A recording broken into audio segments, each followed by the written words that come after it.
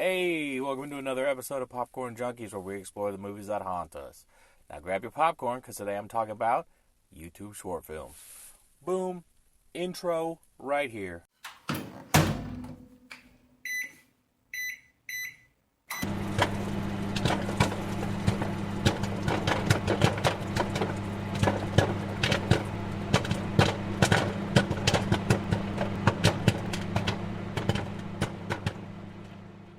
Alright, so this episode, I want to do something a little different, okay? I know I don't really have an established brand yet, but I wanted to do something different. So, I like short films. I feel like a lot of movies now, especially horror, they tend to over-explain things. Which, don't get me wrong, clarity is nice. I do like to know what's going on and why it's going on, right? But sometimes less is more. If you give me less things on a monster, the monster seems more mysterious and scary and, stuff like that. I feel like when you leave things underexplained in a good way, you allow people to interpret it through their own eyes, if that makes sense.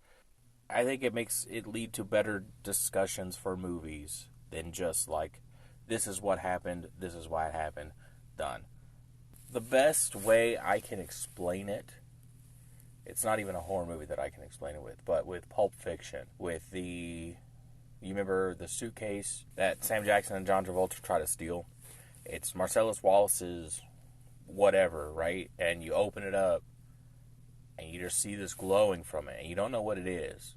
Some people online think it's like Marcellus Wallace's soul. Other people online just think it's like a bunch of gold. And now they've seen Pulp Fiction, they both have, but now one half thinks it's just Pulp Fiction and thinks that that's just gold, and now the other half thinks it's some spiritual kind of like message to the movie, right? So they've interpreted the same movie two different ways.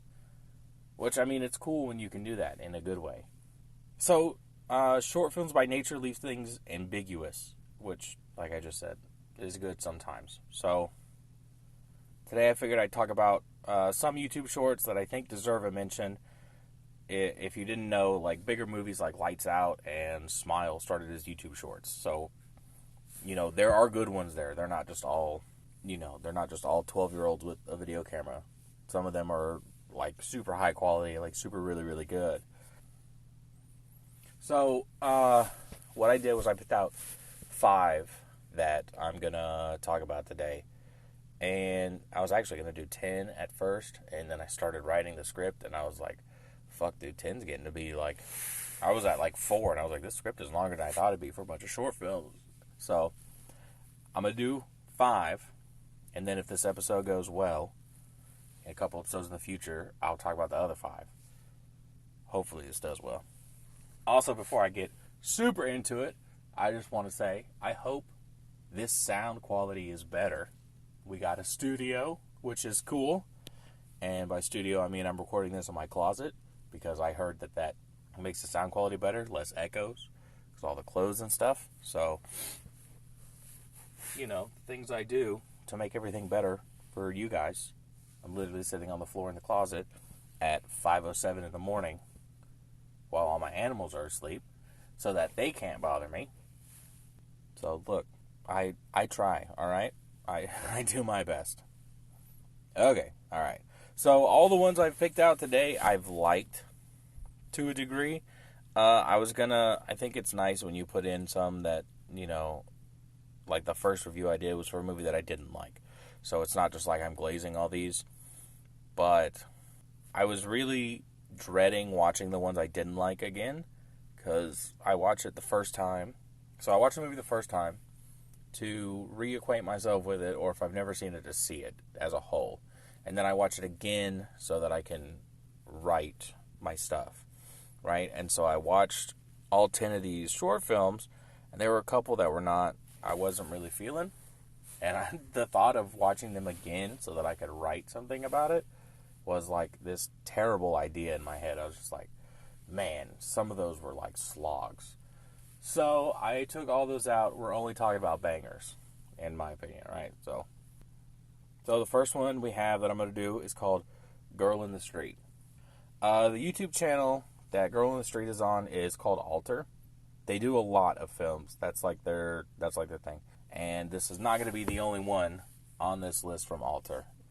You'll see. They're really good.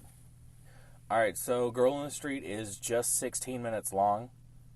This is the longest one out of all the ones I talk about today. So, I mean, you take a lunch break at work and you can watch one of these short films. Okay, you can watch probably two depending on how long your lunch break is, on which two you decide to watch, right? All right, let's get into it. It starts with a shot of someone's bloody bare feet on a gravel road, and they are dragging one foot as they make their way forward. All you see is like the feet, I think it cuts off like a little bit above the ankle. So you can't tell anything. It's just bloody feet. Anyway, so from the bloody feet, we cut to the opening credits, right? So we get a conversation. It's a woman, and she says, "Is that a yes, Malachi?" And Malachi responds with, "Yes, yes, 100 times yes," right? And the woman's telling him how much he's going to enjoy it down here. They're on a video call on a laptop, so we can like see this woman. She's like probably like late 20s, early 30s, white lady with brown hair. She doesn't specify where here is, but she says she hasn't been there for long, and she gets the feeling everyone here is a good person. She says she says it's just one of those places where like everyone's just good. But she doesn't specify where. It's somewhere in the South. They say down here. When you see some of the buildings and like some of the trees and everything later, they look more southern. If I had to wage a guess, it looks like Louisiana or somewhere around that area, but I don't know for 100%. On the video call screen, we can see at the bottom it says her name. Her name is Sasha. So Malachi is the gentleman she's talking to, right? Malachi says something to the effect like, what does it take to be a good person? Okay, so we learned that Malachi is moving to this place for some kind of recruitment. It's not specified, but the company is paying to move him out there, and says that they will send movers to pick up his stuff, and he'll be down in this place for 8 weeks. Before Sasha hangs up, we hear a knock in the background, and she says that she needs to go because someone's at her door. Anyway, back to Malachi. Malachi's sitting at a table in his kitchen, and across from him is his sister, who we see is hooked up to an oxygen tank. And she's sitting there, and she's upset about him leaving. He tries to explain that once he gets settled, he's going to move her down there too, but she doesn't want to hear it. Clearly, she feels kind of betrayed that he's moving down there without her and going to leave her there. So Malachi arrives at the new house, and one of the movers... Okay, this is what I said. The new house, it looks like a southern house. I don't know how to explain it, but like if you've seen southern houses, like it feels super southern, like super small townhouse southern. And I don't know why it does. It's just like I've seen those houses. I feel it in my bones. That is where it's at. But that's not important. So Malachi arrives at his new house, and one of the movers, this skinny white kid with a bunch of shitty banger tattoos and 4 lip piercings, comes out of his house and very sarcastically tells him, "Welcome home." If you don't know what banger tattoos are, those are like fucking like garage tattoos, sort of like just really shitty, small, bad tattoos. Also, his lips. I said he has 4 lip piercings. He's got 2 on the top and 2 on the bottom, like snake bites and angel bites. Malachi goes over to the truck because there's, the shitty little white dude, the skinny. Oh my god, the skinny little white dude, not the shitty one. He's not. So Malachi goes to the mover's truck and tells the 2 movers thanks for being quick, and the other guy, the one that's driving, because the skinny white dude is in the passenger seat, he tells him that they're just trying to be quick to make sure that they're done in time for service. Malachi asks if they both go to church, and the guy tells him, in a small town like this, you don't go to a church, you go to the church. And then he asks if he'll be joining him. Malachi says no, he's alright, and the 2 guys give him this, like, weird, like, almost threatening look, right? At this point, I thought it was just racism. I was like, look, Malachi's black, They move somewhere south. They're just racist, which would be what you expect, but would not be fun. Not that racism is fun, but it wouldn't be fun if it was just like the stereotype of moving somewhere south and they're being racist, because you know what I mean? Racism is not fun. Popcorn Junkies fun fact right here. Racism is not fun. That was so fucking stupid. Alright, so the next day comes, and Malachi's talking to his sister on the phone, and he's setting up his house. He's got it on FaceTime, and they're talking, and he's setting up everything, and his sister's kind of talking a little bit of shit to him about, being in the South. In the middle of their conversation, Malachi stops talking, and he says he hears something, right? It sounds like someone's crying. It almost sounds like someone's wailing, sort of. He tells his sister, he looks outside his window, and he says there's a woman outside, and it sounds like she's crying, like she's in trouble. His sister asks what she looks like, and Malachi responds, I don't know. It looks like she has something on her head, like a face. So that's super fucking creepy, right? So he tells his sister he's got to call her back because he's going to call 911, right? And I love this part. He decides to call 911, right, and tell him there's a girl outside his house that needs help. And the 911 operator is asking, like, does she look dangerous? Does she have a weapon? Does she have this? Is she in distress? All the normal things. And then the 911 operator's like, can you tell if she's injured? And Malachi says no. He's not close enough to tell. And the 911 operator gets an attitude, and she's like, sir, have you even checked on her? And Malachi's like, what? Of course not. Why would I do that? I'm not going to go do that. I'm not going to go out there and check on this woman that's, like, covered in blood. And then when he says it, the 911 operator gets an even bigger attitude. And she's like, weren't you the one that said she needed help? And you're not even going to go check on her? And Malachi's like, no, I'm not going to check on her. No one's checking on her. We're in a neighborhood and no one is doing anything. That's why I'm calling 911. And then the 911 operator says they're going to try to get someone out there. But it's a small town and the police are handling some other business. And she says, in the meantime, he should really go out there to check on the woman. He's having this debate with himself about going to check on the woman, right? His conscience is manifesting in the form of, like, his sister. So it's like he's having a conversation with his sister about going to check on this woman, right? And his sister, his conscience says, well, if someone really needs help, what should you do? And it seems like he feels guilty for leaving his sister, who's in rough shape. So he kind of, pumps himself up to go check on this person on the road, right? And this whole time, we can still hear the screaming, right? The screaming hasn't stopped. It's kind of muffled. I'm not going to do an impression because that's going to sound awful, and that's not what this is about, me trying to do impressions and stuff. But it's like a... Hold on. So if it's like... Don't judge my scream. If this is like... Ah! Right? He's hearing like... Ah! Does that make sense? Like, it sounds like there's something in front of the face or something. So it's not like, ah. That whole explanation was the stupidest thing I've ever done. Alright, so as he's walking on the road closer to the woman, and he's going slow because he's obviously freaked out a little bit, we can see he's in a neighborhood, right? There are other houses down this main road, and there are vehicles in driveways. No one has come out to check on this lady, right? As he approaches the lady, the screaming gets louder, and he starts talking to her, right? He's like, I called the police, not on you, but for you. Is there something I could do to help? Do you need help? And it finally cuts. This whole time he's been walking, it's just been the camera front facing at him, so you can't see what he's walking towards. You can only hear that the screaming is getting louder. So now finally he gets to this point where they kind of rotate the camera and show him from the back and show what he's walking towards.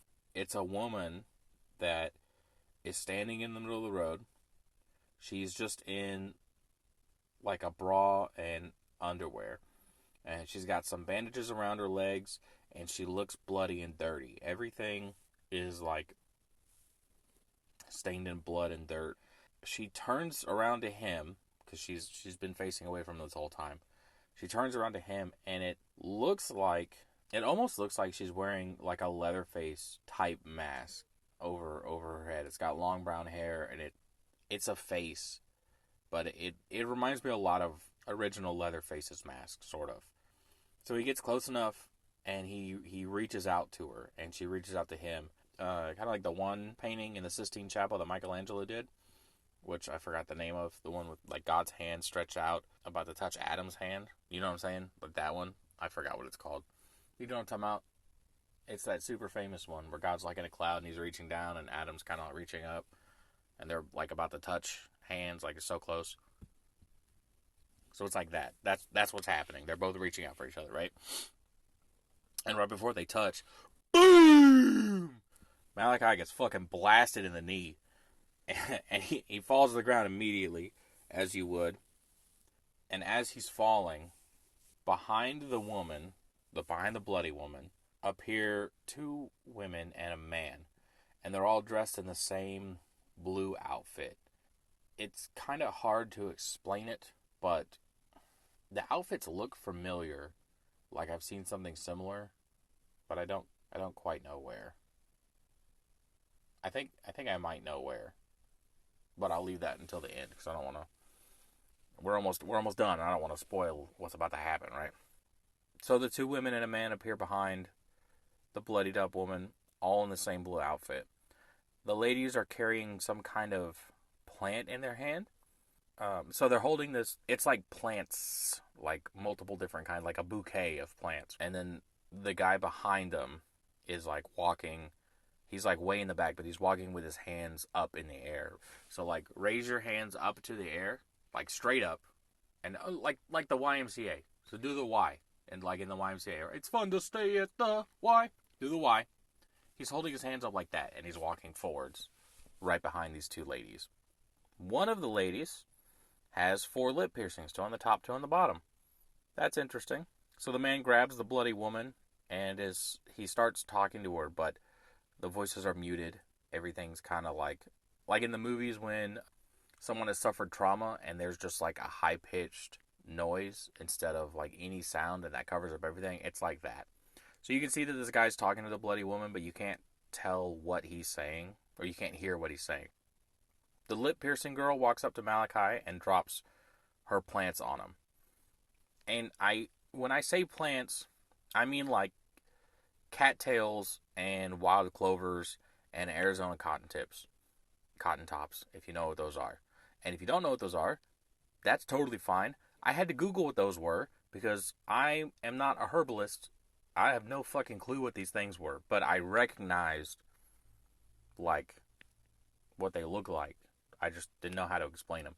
But they're all like southern, like Arizona, Texas, Louisiana, like weed grass is, I think, they like, you know, weed, like they're weeds basically. Is the best way I can describe it. Google those plants. I'll say them again: cattails, wild clovers, Arizona cotton tops. Tell me if you're in the South, you've never seen those before, and you don't know exactly what I'm talking about, because I will call you a liar, because they're everywhere. Malachi comes to, and he's tied to a chair.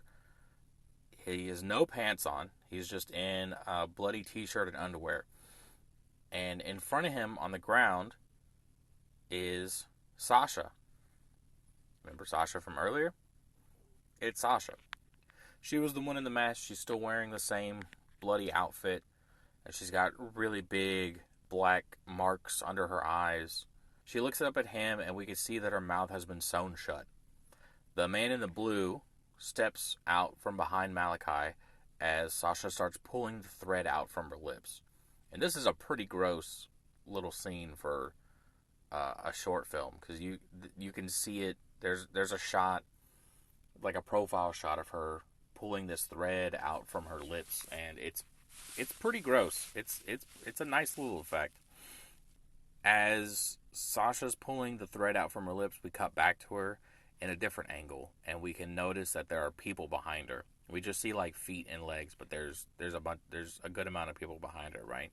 She looks back at Malachi, and she says, "What does it cost to be a good person?" "Be good," she says. Then we see everyone in the pews stomp their feet. And she says, have faith. Everyone in the church all claps once.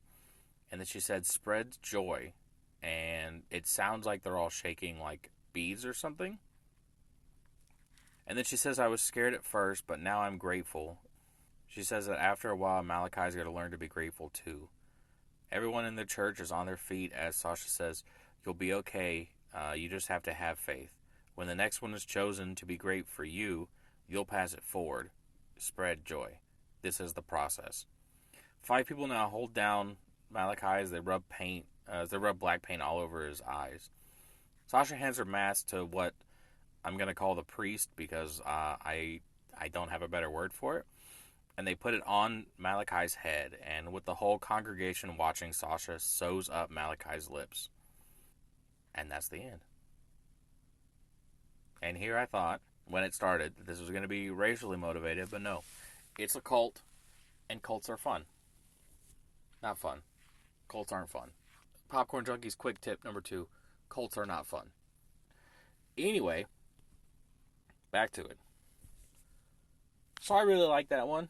I really liked how there was like no monster and no like weird like creature or whatever. It was super simple. It was a cult. And that, okay. The thing I said earlier, when I said the garbs look familiar, they almost look like something I feel like I've seen like Heaven's Gate wear. If you know offhand the Heaven's Gate cult, they all wore a certain outfit. Like they all wore the same outfit because they all thought they were going to be taken up in a UFO. This is not a podcast on cults, so I'm not going to go super deep into it. But they all wore the same outfit. The blue outfit that the priest guy and the 2 women wore reminded me a lot of like Heaven's Gate-esque clothing, if that makes sense. Hold on, I'm going to Google right now what Heaven's Gate wore. My Google is so fucking strange. My Google searches is what does tamarind taste like? What does mustard on the beet mean? And what kind of wine is marsala? I go through it all my day-to-day life, clearly. Clothes did Heaven's Gate wear? Nope, that is stylized. That's not real. What was that one cult in Waco? What was the Waco cult? The Branch Davidians. Okay, look. They remind me of cult outfits, okay? How everyone wears the same simplified outfit. That's what it reminds me of. I can't find a very specific thing I think I'm thinking of. But that's what the clothes look like. They look like cult clothes. God damn it. I got so off on a tangent. I have no idea what I'm talking about now. Oh, yeah. So I liked it. I liked that it completely changed what we thought was going to happen. Because I'm not even going to lie. I thought that when he gets shot in the leg and he wakes up in the chair, I legitimately thought that everyone in the small town was going to, like, hang him. And I thought it was going to be super, like, old school, like, racist. But it wasn't, and that's good. I like it when a movie can do that and just make me go, oh, okay, so everything I thought was going to happen didn't actually happen. That's good. I think that's the making of a good movie, is that you are surprised because everything they lead you to turns out to be a red herring. And I think that's good. Boom, and we're on to movie number 2. This one's called Adjoining. And this one's probably my favorite out of the 5 that I watched. That's a lie. It's between this one and another one. But this one's very, very good. So Adjoining is just over 11 minutes, and it's on the YouTube channel Popternative. Adjoining starts off with this short montage of room keys being taken on and off hooks, and holes being drilled through what looks like a wall. We then switch to a young girl sitting behind a desk. There is a sound outside, and she gets up to look out the curtains. She sees a couple getting out of their car and taking suitcases out of the trunk. After they grab their stuff, the girl in the couple takes her phone out and starts to stream. I put this in here because at the time, it was making me upset. Or it wasn't making me upset, but I hate IRL streamers. I find it so cringy. And so when this girl took out her phone and she started to stream, I was just like, oh, fuck. I have to watch IRL streamers do some stupid shit. And it is stupid. And maybe it's just me. I cringe so hard at watching those. Like watching IRL streamers, alright? This is not an episode where I talk about my hate of IRL streamers. But I want you to know that I wrote the sentence, the most insufferable people on the planet, in my opinion, are IRL streamers. I was upset when I was writing this. So I'm not a fan of the couple already. They come into the front office where the girl has stepped back behind the desk, and they're finishing up their live stream, telling their audience every live stream says the same shit, and it's always something like, because of your energy, or because of you guys, we were able to do whatever, right? And so they're telling their audience that it was because of your energy we managed to get to the top 100. We love you. Kisses. Then as soon as they end the stream, they just start making out right in front of the girl at the desk. Like, not even like a little kiss on the cheek. They are straight on fucking going at it. The girl breaks up their face sucking to ask what the name on the reservation is. And the girl in the couple says it's under Millie. Milly. Millie. And introduces the guy that she's with as Ben. They call themselves the Milliments. And Ben says something about Millie being a slam poet and going on tour. And that all sounds like a lie. I didn't think slam poets went on tour. I thought that was something you do at your local your local fucking coffee shop, and that's the extent of it. So, because I was being petty, I went to Google, and Google said apparently slam poets go on tour often. Who would have fucking known?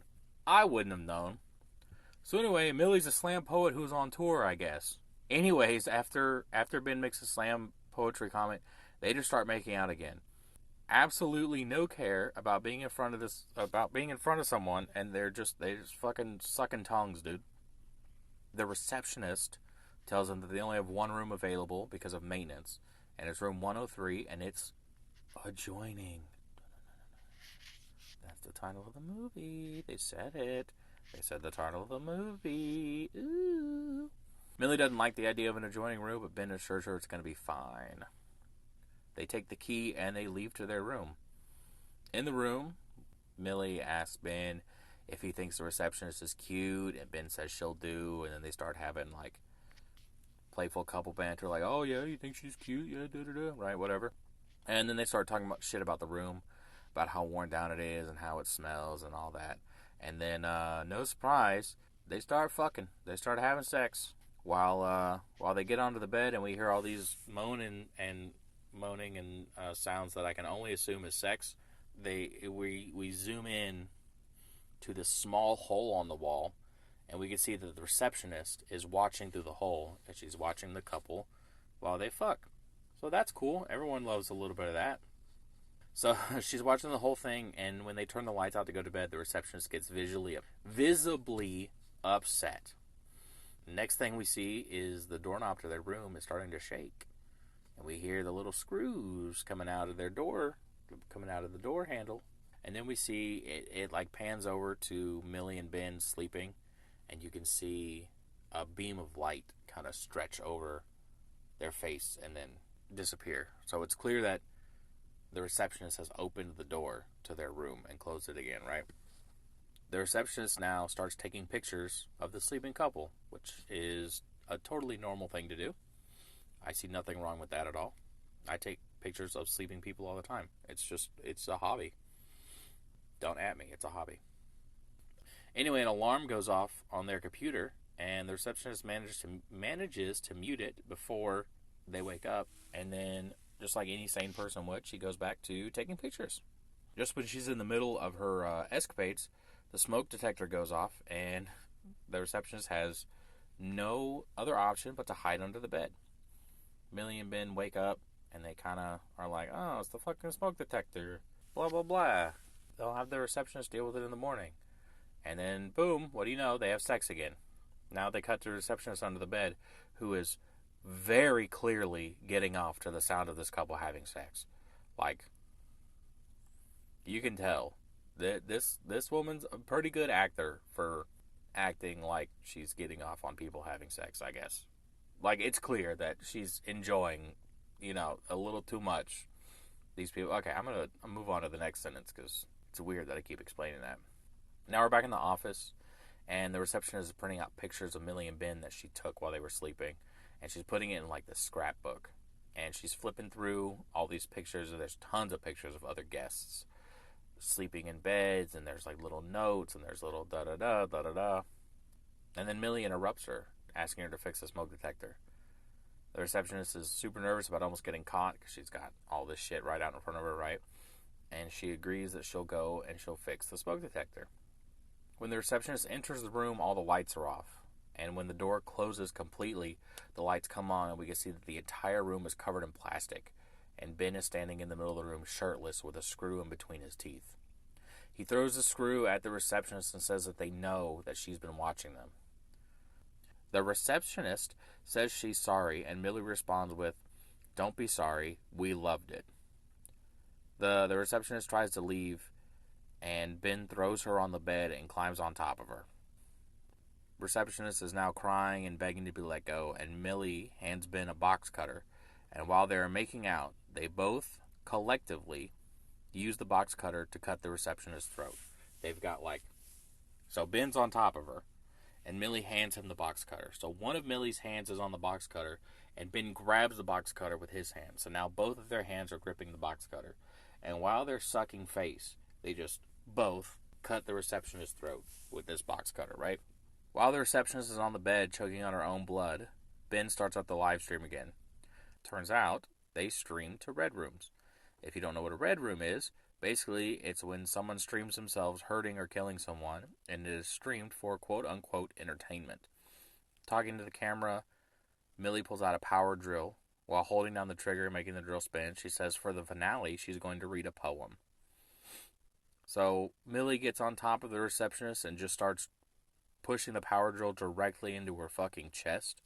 And while she's doing that, she's reciting one of her poems. It's kind of hard to hear over the drill, but after she's done, after the receptionist is fully dead, she's giving him nothing else, right? She's not moving or crying anymore.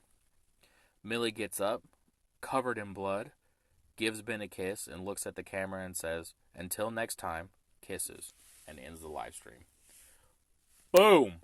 Number 2, done. I like that one too. I'm a real big fan of that one. I thought it was just going to be a weird, voyeurism movie where the girl was gonna, the receptionist, they never name her, but where the receptionist was just gonna get obsessed and then, do something, I don't know, but what you expect someone who watches people sleep and takes pictures of them while they sleep would do. But I really like how they changed it and made the streamer couple the villain, because that makes me hate streamer couples more. So that already fits into the narrative that I had about life. So I like the fact that it does that. All right, on to the next one. This one is called The Other Side of the Box. This YouTube channel is called Short of the Week. And okay, so this one is my favorite out of all 5 of these. This is probably my favorite short I've ever seen. Adjoining coming a very close second. But this one right here is the whole reason I wanted to do this list. When I was thinking about movies to do for this episode, I remembered Other Side of the Box, and it's only 15 minutes. So I was really trying to figure out if there was a way that I could take this 15-minute movie and stretch it into an hour-long episode, or however long this episode's going to be after editing. And nothing I could think of was going to work unless I just kind of kept rambling over and over and over again. And so that's where the idea for going over several short films is, because then I could talk about that and it would fit right in, instead of having its own episode for, such a short movie. So this one I'm super stoked to talk about. I really, really like this one. This is the first YouTube horror short that I watched ever, and it got me on the roll of watching a bunch of other ones, right? So I like this one a bunch. So we start with a man and a woman cooking dinner together. It's clear that they're a couple. Between them, play arguing with each other. It cuts back to a close-up of a present in the front seat of a car. Cut back to the couple, and they're talking, but it is just the most like couple fake argument type of conversation. You know, I'm not even gonna try, because like just picture a couple having like, you know, both in the kitchen cooking dinner and being in a good mood and just bantering with each other. You know, that's all it is. It's just like friendly banter between this couple. Cut back to the kitchen, and there's a knock on the door, and the man tells his partner to hang on and he'll go see what it is, right? Their front door is like this big glass door, and he can see out the glass door it's someone he knows by the name of Sean. He was like, what the fuck? And she's like, what? And he goes, it's Sean. And she goes, what is he doing here? And he says, I don't know. And she's like, well, I don't want to see him right now. The guy says he's going to take care of it, right? Obviously, we kind of get the hint that there's some kind of history between that woman and Sean. What it is, we don't know. It's not really super important, but there's some kind of history there, right? The man opens the door and greets Sean by saying it's been a long time. Sean calls the man Ben. Oh, I just realized that is the same name as the guy from the last story. Interesting. Sean calls the man Ben and asks if it's a bad time. Ben says no and invites him in. Sean has this present that we've been seeing in his hands. It's just a box with some red wrapping paper on it. And they have this kind of awkward back and forth of two people who are trying to put something that happened past them. So it's kind of just like, oh, how you been? Oh, you know, I've been good. Yeah. Oh, and this is a nice house. Oh, yeah, no, it's cool. Yeah, I got it. Thanks. I bought it, you know, recently. You know, where do you live? You know, kind of like that kind of awkward conversation. Sean sees a picture of Ben and the woman together, and he says he's sorry about how things went before. Ben's like, don't worry about it. It's all water under the bridge. Like, it's fine. And then Sean asks if she's here. And Ben says no, she's out with her parents, right? Sean just says, yeah, I just wanted to give you this. And he hands him the present. Ben's kind of laughing, you know, like, oh, what is this? And you don't have to get me anything, you know. Sean's like, can you do me a favor? And Ben's like, yeah, whatever. And Sean's like, can you actually open the gift, right? Ben says yes and sits down. Sean tells him don't worry about the card. It's all going to make sense after he opens the gift. Sean opens the box, and inside the box, it's black. Ben says he doesn't understand, and Sean just says, I'm sorry, and he needs to leave. And he runs out the back door, right? So Ben takes the box into the kitchen where the woman is, and he grabs a flashlight and he shines it into the box, but the black won't lighten up.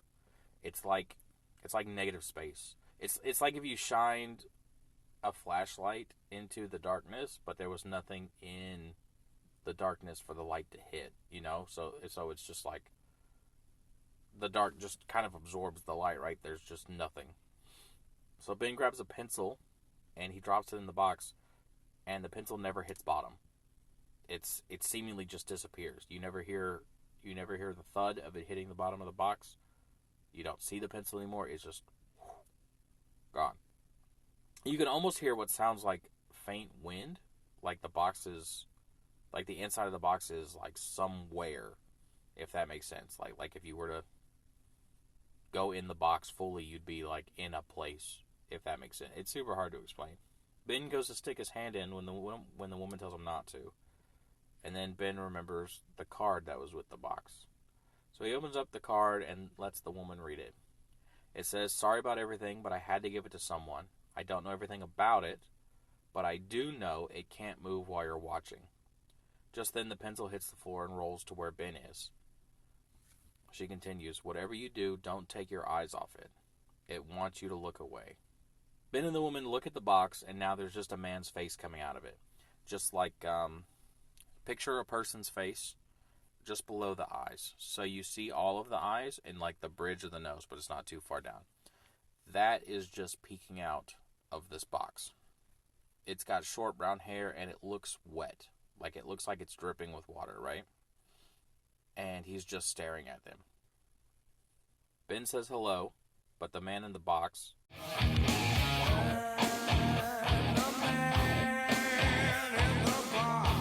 doesn't answer. He doesn't even blink or move. He just stares at them wide-eyed. Ben says he's going to call Sean and grabs his phone. Surprisingly to no one, Sean doesn't answer. It seems to only be watching Ben, though. As he walks around, the man's eyes are kind of following him. The woman asks, "What do you think it wants?" And Ben tries to call Sean back again. When he hears, "What do you think it wants?" again. But it's not the woman saying it this time, even though it's in her voice. It's coming from the box. Then, from the box, we hear Ben's voice say, "Sean, call me back right now." So this thing can mimic people. Ben decides they need to leave to go find Sean, and the woman doesn't want to leave. This is where he calls out to her, and he calls her Rachel. But Rachel says that they can't leave. They aren't supposed to stop looking at it. They decide they needed to figure out what happens if they look away. So they count to 3, stare at each other, count to 3 again, and look back at the box. They look back at the man in the box, and now his fingers are out, like gripping the edge of the box as if he's going to pull himself up. Rachel asks what it wants, and it just replies to her back in Sean's voice. It says, "Just don't let Ben leave the house." And that's in Sean's voice, right? So now Ben says he's going to go find Sean. He pulls up a chair in front of the box, and he convinces Rachel that she has to stay and watch, saying if she doesn't look away, she'll be okay, and he won't be gone long. Ben gives her a knife and kisses her on the head before leaving. And we cut to Ben driving around, right, calling Sean over and over again, but it's going right to voicemail every time. On about the third time, he's leaving a voicemail, right, and he's saying, like, "Sean, I didn't know what this thing is. We heard what it said." And Sean picks up immediately, and he goes, "What do you mean, we?" Ben says he heard in the echo. He said, "Don't let Ben leave the house." And which Sean says, I didn't tell it to do anything. I didn't even know the thing could talk." And then Ben asks, "Why did you give it to us?" And Sean says, "Who's us?" And Ben says, "Me and Rachel." And Sean's like, "Rachel was there?" And he kind of blows off the question. And he asks Ben where he's at right now. And Ben says, "Well, I'm out trying to find you." And Sean starts to angrily yell at him. He's like, "You have to watch it, Ben." And Ben's like, "Yeah, I know. Rachel's watching it." And Sean cuts him off. He's like, "No. You need to watch it. I gave it to you. You can't take your fucking eyes off of it." And so Ben realizes he's fucked up, and he turns around to race home, right? Sean's telling him not to go back, but he just hangs up on him. When he gets back to his house, it's dark. All the lights are turned off. He goes to turn on one of the lights, and the switch has been ripped off the wall. Ben turns on a flashlight, and he looks in the kitchen on the table, and the box is gone. The chair Rachel was sitting in is upside down. The knife is on the floor, and there are wet footprints on the floor as well. Ben hears something downstairs and opens the door and calls out to Rachel. Rachel responds in a totally normal voice for what's currently happening and just says, "Yeah, what's up?" Ben asks, "Where's the box?" And he doesn't get an answer back. As he climbs down the stairs, we can hear running water. And he opens up the bedroom door, and everything looks normal. And he goes to flip on the light, but this light switch has also been ripped from the wall. We can hear the shower going, and he's making his way to the bathroom, right? He's got to go through the bedroom to get to the bathroom. And when he's in the middle of the bedroom, like where the ceiling fan is, he reaches up and pulls the pull string to turn on the light in the bedroom, so the light is on. He makes his way to the bathroom, and he's going to shut off the shower, right? And as he's reaching to shut off, the shower shuts off on its own. And in the reflection of the mirror, we can see the man standing there. And Ben says, "I see you, I see you." There's a sound that causes Ben to look away, and when he looks back, the man in the mirror is gone. So Ben runs out of the bedroom, and he stops at the landing of the staircase. At the top of the stairs is 4 people. A light is on behind them, so we can't tell what they look like, because they're all draped in shadows, but they're all dripping water. Ben looks back into the bedroom and sees nothing, then looks back to the top of the stairs, and the people have gotten closer. Ben looks into the room, and the man from the box is standing there. Ben is trapped. As the people on the stairs get closer, the man in the box is trying to turn off the light. It ends with the footsteps getting closer, and Ben cries, knowing he has to look away. He looks back to the group, and as soon as he turns his head, the lights go out, and it's completely dark. Yeah, so that one was the other side of the box. I thought that one was really good. I like that one. Like I said, that was my favorite. I like the mystery aspect of not knowing what is happening at any time, what's going on, and they never explain it. They never explain, why Sean has this thing, where Sean got this thing, what the thing is, and I super am into the really ambiguous, like, enemy, I guess, we'll call it. The super ambiguous enemy. Alright, I've got two more. Alright, so the next one we're talking about is The Smiling Man. This one is another Outtro short, and it is just around 6 minutes long, just a little over, like 6:03. This one I really like too. I'm going to get into why I really liked it at the end, but I'm a real big fan of this one as well. So, we start with a young girl who's maybe 6 years old, 5 or 6 years old, and she's watching old Mickey Mouse cartoons in her room. She's got stuffed animals all around her, and there's this strange shadow on the wall, which catches the little girl's attention. She goes to investigate, and in the hallway she sees a red balloon. She walks up to the balloon and grabs the string and lifts it up, and we see that what was weighing the balloon down was a plastic bag with what looks like broken toys in it. We can see Barbie arms and stuff like that in it. You know how, like, when balloons are filled with helium so they float, but they put little, like, something on the end of the string so that it holds it in place, they don't fly away? It's like that. So the balloon is floating, right, like it should. It's full of air, but there's the bag full of the broken Barbie toys is what's holding it to keep it from floating away. So the camera pans a little right of the girl, and we can see that there's this creepy hand that's placing a blue balloon halfway down the staircase. So the girl's bedroom was upstairs. I'm assuming it was the bedroom. The girl's room was upstairs, and she comes out, and she picks up the first balloon, which is at the top of the stairs. And then the blue balloon is like, you know, when you go halfway down the stairs and they have to, like, turn around, so you have that landing part where there's, like, no stairs. It's like this little flat area. So the creepy hand is putting the blue balloon. Blue balloon is such a strange thing to say. Every time I say it, I feel like I'm saying words incorrectly. It's placing the blue balloon on the landing. The girl notices and walks down to it.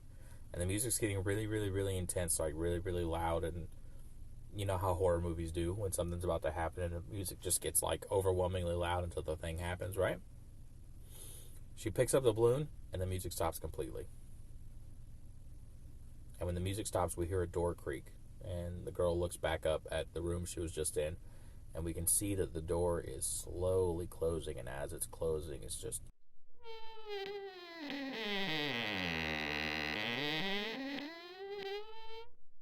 That's a terrible door sound. So it cuts back to the girl, and we can see that the creepy hand is now behind her, and it looks like it's about to touch her hair, right? She turns towards where the hand is about to touch her hair, and it immediately disappears. Looking down the stairs now, we see that there's a black balloon in what I can only assume is like the living room or the dining room. She walks down the stairs with the blue and the red balloons in hand as she slowly approaches the black balloon.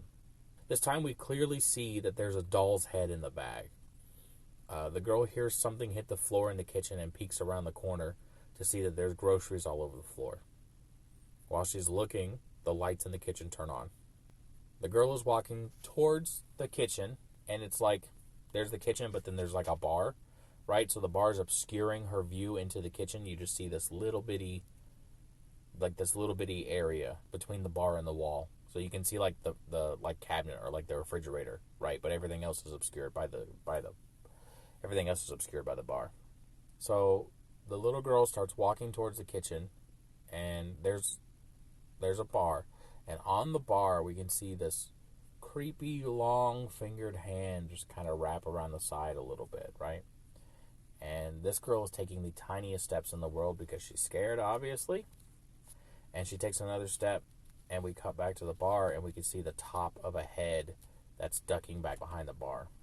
It looks pale and hairless. Then we get an aerial view of the kitchen so that we can see where the girl is, and we can see where she's going, and then we can see what's hiding around the corner. And what's hiding behind the bar is this fucking... I'm going to call it a creature. I'm not sure what it is. The creature has pointed fingers and looks completely white. When the girl finally can see around the bar, we can see this creature's face. And it looks like a man. Honestly, maybe it is. It's got stringy hair on top of its almost bald head, and he looks like he's covered in dried chipping paint. His eyes have huge black circles underneath them, and his teeth they're not sharp like a dog, but they're pointed. He smiles and stares at the girl before holding up a finger in a wait a moment type gesture, and then like a magician, he seemingly pulls a rubber ball out of thin air and drops it at the girl's feet. The girl picks up the ball, and this seems to excite the creature. He holds up his finger again, and off screen he starts to move his hands when we hear something slimy. We get a shot of the creature from the back, and you can see like his shoulder blades protruding from his back. It seems really thin, almost gaunt even. Cut back to the front of the creature, and he takes his hand and he wipes his forehead above the eyebrows. He's smearing what looks like blood into a shape reminiscent of clowns' exaggerated eye makeup. You know how clowns usually the white face paint, and then they've got like the big, usually like blue above the eyes and everything. So he's doing the above the eyes part with the blood on his hands. He laughs before dipping his hand into a puddle of blood that we can now see on the kitchen floor, and he dabs the blood onto his nose and starts to laugh more. Then he moves slightly to the side and makes a gesture like, look at this. Kind of like arms out, pointing towards a thing. And we can see what we can only assume to be the girl's mother. She is pale and wrapped in plastic and clearly dead, or almost dead. The creature starts laughing hard now, and the little girl gasps at the same time her mother exhales her last breath. The laughing creature dips his hand back into the blood one last time before smearing the blood into a smile on his face. It has given himself clown makeup using this girl's mother's blood. It laughs out loud, showing off its gnarly teeth, and it makes the shh motion with its finger over its lips before reaching out to... I don't know if he's trying to touch the girl or if he's trying to do the shh motion on her lips too, but he puts his finger in the girl's face, and it fades to black. I was a real big fan of this one. I like creepy monster things. I was also a real big fan because there was no dialogue. So everything was creepy without anything having to be explained, and it was all explained by the visuals you see. And I was a real big fan of that one. It was good. So I was explaining this to a buddy of mine who's already seen this one specifically. Do y'all know who the actor Richard Brake is? He's been in so many Rob Zombie movies. Specifically, if you've ever seen him in 31, he plays a character called Doomhead. And this creature reminded me a lot of Doomhead. It looked like if this was made into like a Rob Zombie movie, that Richard Brake would definitely play this creature. Because I don't know, something about the face structure or the way that he was smiling and portraying emotions on his face really gave me Richard Brake vibes, which is cool. I like Richard Brake, so that's cool. All right, I've got one more for you. God damn, I've already been recording for this long, and to think at one point I was going to do 10 of these. Thank God I only stuck to 5. Shout out to my homie, because I said I was going to do 10, and they were like, maybe you should only do 5. Shout out to my homie. They were so fucking right. I can't imagine having to read another 6 fucking stories right now. But it's okay, because now I've already got the next 5 for the next episode that I do like this. Anyway, this is the last one that I'm going to do. It's called Make Me a Sandwich. And Deformed Lunchbox is the channel for this one. This one's super short. It's just 3 minutes. And to me, it's kind of like a dark comedy. So I thought it'd be perfect for the ending of this episode, right? Just end it off on like a funnier note. So it starts with a shot of an old white man. He's got white hair and a white mustache, like the epitome of an old white man. And he's yelling, "Where's my sandwich?" He's yelling it a lot louder than that, but I'm not. He's yelling, "Where's my sandwich?" His wife, an older white lady, hurriedly brings him a sandwich on a plate and is saying it's just the way he likes it. He grabs a sandwich and he eats it in the most over-the-top chewing. It's like he's opening his mouth all the way up for each bite down, really letting you see the food in his mouth. Every time he closes his mouth, he kind of pushes the food out between his lips a little bit so you can see the chewed, mushy food. And it's fucking disgusting, honestly. So his wife scurries away to what looks like a closet where she begins to knit. Then, from the other room, we hear the old man say, "Marcy, another sandwich!" So she puts down her knitting and goes into the kitchen, and you can tell she's annoyed. And while she's putting the bologna on the sandwich, the man yells out, "What's taking so long?" So, upset and frustrated, Marcy decides to put dish soap on the sandwich. And not just like a little bit, like it's oozing out of the sides, like jelly on a PB&J when made by a 9-year-old. She gives him the sandwich, expecting him to take a bite and spit it out when he realizes what it is, but he just eats it. He just eats the whole thing, does not say a word to her, just eats the whole fucking sandwich like it's a regular bologna sandwich. Marcy looks a little worried and goes back to her knitting. As soon as she starts knitting again, we hear from the other room, "Marcy, make me a sandwich!" This time, while she's making it, he's harassing her from the other side of the room, or from the other room, saying things like, "Wow, why can't you hurry up? What's taking so long? Da da da da da." Marcy takes a fucking cat turd right out of the litter box and puts it right in the middle of the sandwich and gives it to him. Very proud of herself, about to show him what, for talking shit to her or whatever. And he just eats the sandwich with no problem. Again, like it's a regular bologna sandwich, making every chewing noise that I can't stand to hear. I can't stand to hear people chew, and 60% of this short is just hearing that old man chew, and it's disgusting. Fun fact, close your fucking mouth when you eat, okay? Marcy goes back to knitting when, you guessed it, he yells for another sandwich. While making it, he yells at her, causing her to drop the jar of mayonnaise, and it breaks on the ground. She gets the idea to put a big shard of glass in the sandwich. She takes it out to him and watches in horror as he eats the sandwich like it's nothing, blood flowing out of his mouth with every chew. Marcy runs away to her closet again. This time the man yells for her to get in here. Marcy walks into the room and says, "Another sandwich, dear?" And it cuts to a man who's a corpse. Hollowed eyes, black skin, maggots in his eye sockets. Around him, hundreds of plates of moldy, rotten sandwiches. Boom. And that was Make Me a Sandwich. I love that one. Subverting the expectations, making it so the wife is crazy and not the husband, and she's hallucinating the whole thing. Did she kill him? I don't know. Maybe he died on his own, and the way she's coping is by making him sandwiches all the time. I don't know. I thought it was really cool, though, and it's kind of funny. It's 3 minutes. You could watch this while waiting at a stoplight.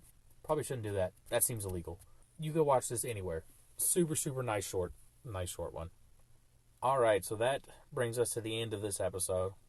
So if you've seen any of these, or if you know of any other good ones that I should watch, you can let me know on our Instagram. We're the Popcorn Junkies Podcast. Just look for the little logo and you'll know it's us. Appreciate everyone for listening. And you know what? I'm super, super stoked about this. I have a little outro that I made, and I'm super fucking ready to jam it on you. All right? I was workshopping this outro with my editor, and we were figuring it out late. It was like 1 a.m. one night, and we're like, what about this one? What about this one? What kind of emotion does this evoke? So I'm super stoked to throw this one out there, and I hope it hits. I hope it hits good, because if it does, we got ourselves a gold. I think this is a gold star one, okay? All right, anyway, I'm going to hit you with it, okay? I'm gonna take a breath so that I'm back in it, because now I've come out because I was talking about this. Okay, thanks for listening. And until next time, enjoy the nightmares. See ya.